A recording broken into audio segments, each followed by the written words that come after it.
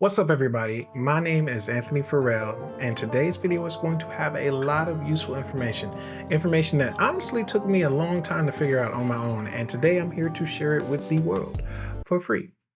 There are no ads, there are no sponsors in this video, just honesty and good vibes. With that being said, I hope this helps someone else on their product photography journey.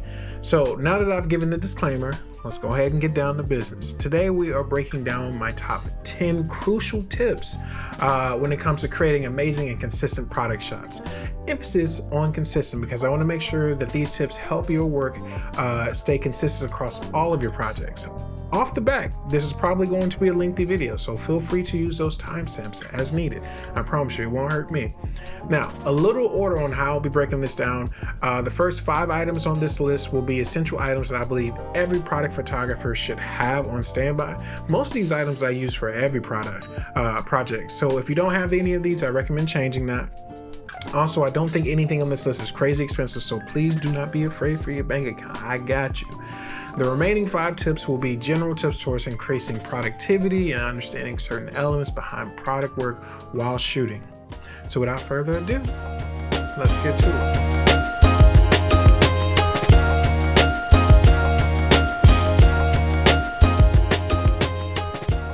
All right, so starting off the list with one of my favorite time-saving items, glycerin. This stuff right here is the secret sauce to getting those nice dewy condensation shots. When I first started doing product work, I thought that if I wanted dewy looks on items, I either had to put it in the freezer or I could just spray it with water. And the problem was that if I put something in the freezer, that was just taking away from time that I could be used shooting. So it didn't work. Plus it never lasted long. On the other hand, if I sprayed water on it, it would just run down it and it wouldn't set long enough for me to get the images that I wanted. So it really was just a lose-lose. Glycerin, on the other hand, gives you that desired effect, but holds its place and doesn't really compromise on look or time. So how do you use this stuff? Easy. You just mix a spray bottle with half water, half glycerin, and you're good to go. You can spray as little or as much as you want to achieve the look that you want. And cleanup is easy too. If you have a damp rack with maybe just a little bit of soap, that'll remove any residue that's left on any products that you're using. Moving on to number 2. Bounce boards, or in this case I call them baby V-flats. This item is the first on my non-negotiable list. They are a 10 out of 10 must-have. When working with product lighting, it feels like it's always an ongoing battle between shadows and reflections, and generally bounce boards are the solution to 90% of those problems for me. This specific baby flat has 3 different sides. It has white, black, and silver. Now, being honest, I find the white and black sides very beneficial. The silver side I use pretty infrequently, but it's nice to have when I need it. Number 3. Now, have you ever been placing a prop or a product and you just wish you had an extra hand to hold it in place while you got the shot? This next item lends a hand to that. This contraption is called a helping hand.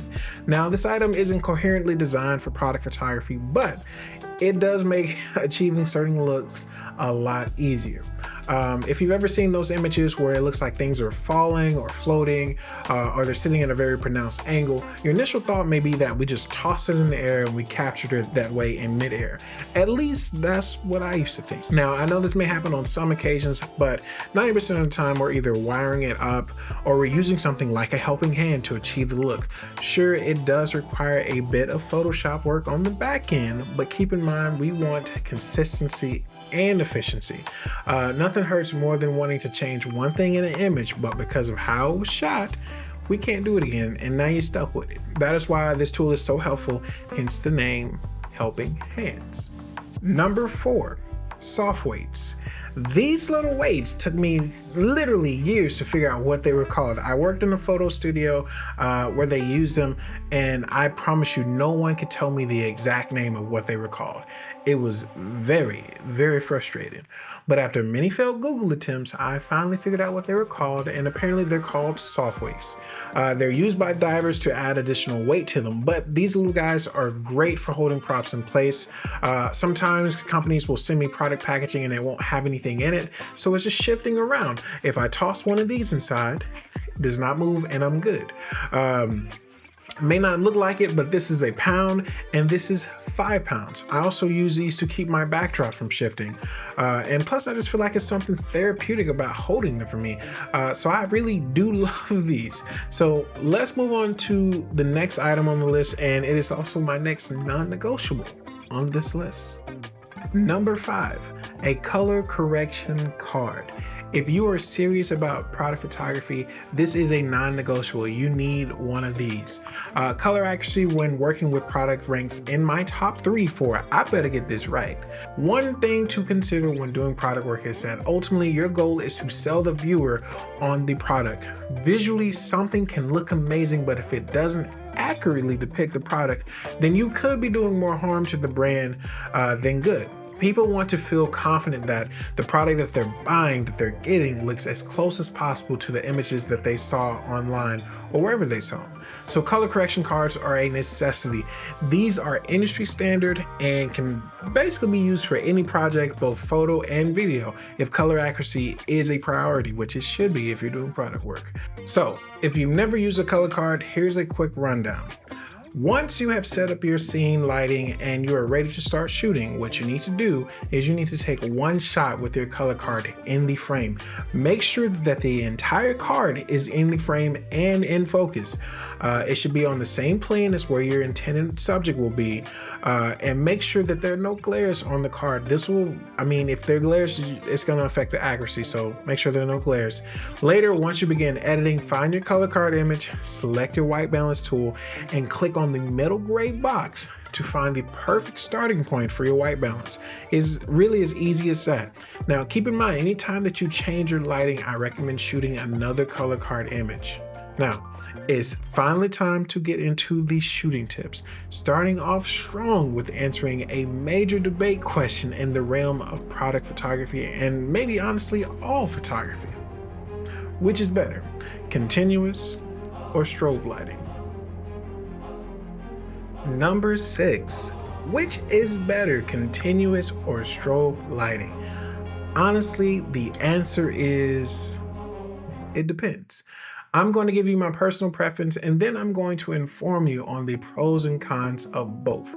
Now, personally, I prefer continuous lighting for my specific workflow, but there are instances where I do need to use strobes. I have plenty of experience in both. As a matter of fact, I started with strobes, so this is really a matter of preference. Experience does not sway my opinion at all. So what are the things that I enjoy about shooting with continuous light? Number 1, what you see is what you get. How the scene is lit, that's how it's gonna look, as long as your settings are right. Number 2, it's much easier to switch between shooting stills and shooting video when you're using continuous lighting. Now, I understand that some people this may not apply because maybe you only want to shoot stills. But for me, for my workflow, I also want to do video, so that matters to me. And then lastly, a lot of continuous lights are RGB as well. And being able to use an app on my phone or my iPad to change the light colors and intensity saves me time, keeps me efficient, and allows me to do a lot more than, when I'm using strobes and I need to put on gels and take the modifier. It's just a lot of stuff that I have to do in order to get the same look when I can just use a continuous RGB light. Now, what are the challenges or trade-offs, as you would consider them, of using continuous lighting? Number 1, power output is nominal compared to strobes, so camera settings have to be compromised in order to compensate. I use a tripod for 90% of my product work, so typically I'm shooting as low as 1/20th of a second when using continuous light. Now, the second thing, you must be in a light controlled environment in order to use continuous light. If there are any ambient lights outside of your control, you risk having unwanted light spillage on your images, and that's a no-go. Okay, so what are the pros of using strobes? Ambient lighting is not a factor. You can overpower any ambient light that is coming in your direction, so you don't have to worry about that. Number 2, you can freeze motion. If you want to do an action shot of you dropping product in liquid, you could do that with a strobe.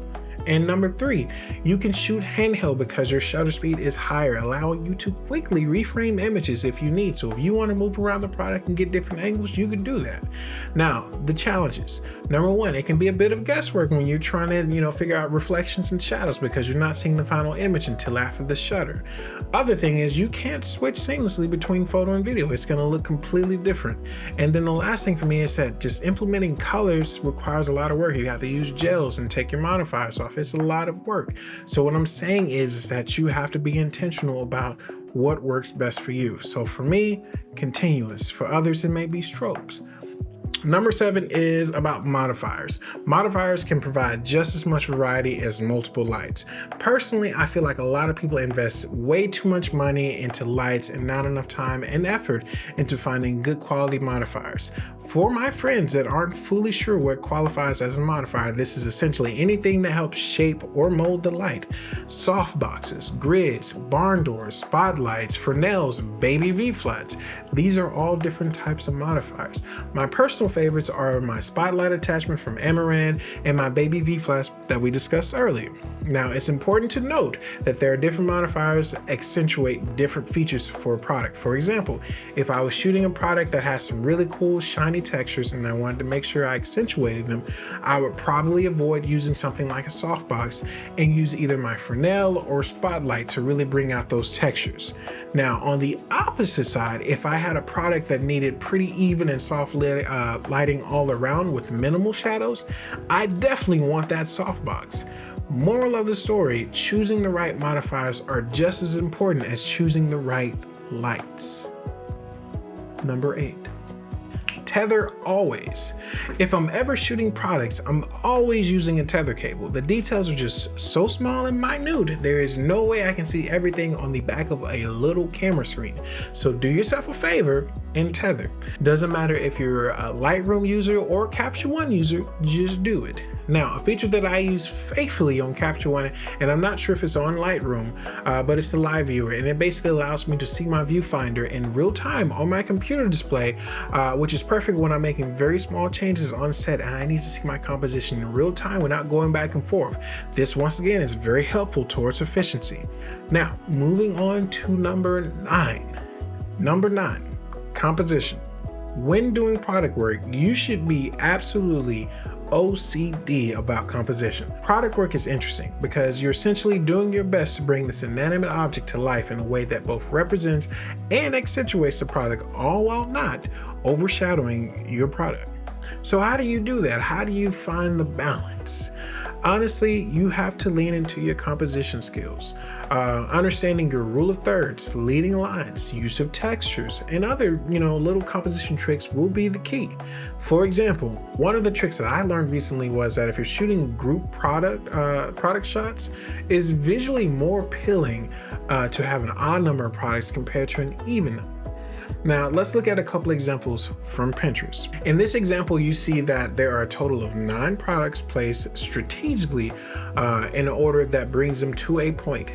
So because of the composition, you're more likely to start from the top or the bottom and follow in the corresponding direction because of leading lines. In this next example, we have 3 items using leading lines, monochromatic, complementary, and color blocking techniques to accentuate the product. And even though it's simple, it's still complex in thought and emphasizes the product in a way that's inviting and intriguing. Now, please understand that there are no hard rules in the world of creativity. So here's an example of someone using an even number of products.